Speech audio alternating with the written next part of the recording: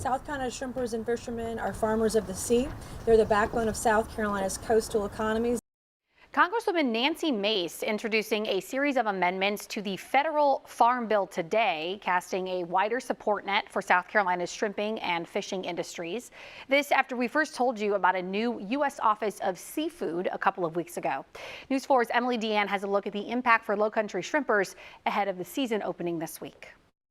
A coastal industry fighting to stay afloat is getting a lifeline from Washington. Shrimpers tell me they're on board with the changes that would help keep their boats in business.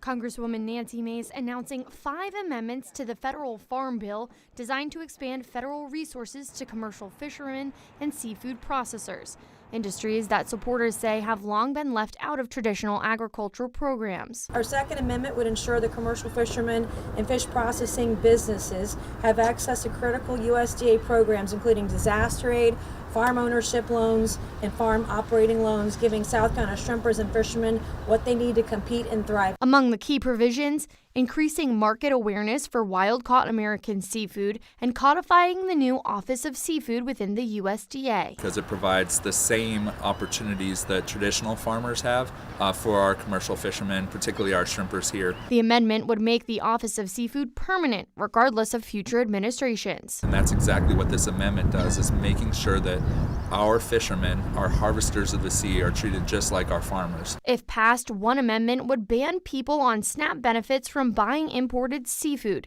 steering taxpayer dollars to U.S. producers. Another would push the Treasury to oppose funding foreign shrimp farms. The South Carolina Shrimpers Association says the amendments would help protect coastal economies and strengthen the domestic seafood supply amid growing foreign competition. Just as we're starting the season, to help get our shrimp into the market, be able to promote fresh seafood throughout the country, and help make sure that we have a resilient food supply. The amendments will be considered as part of an ongoing negotiation over the 2026 Farm Bill in Congress, expected to be voted on this week in Washington.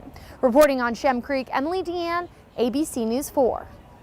Well, Emily's been following Shrimpgate for a long time. The federal support comes as the State Senate Agriculture and Natural Resources Committee is now set to take up House Bill 4248 tomorrow.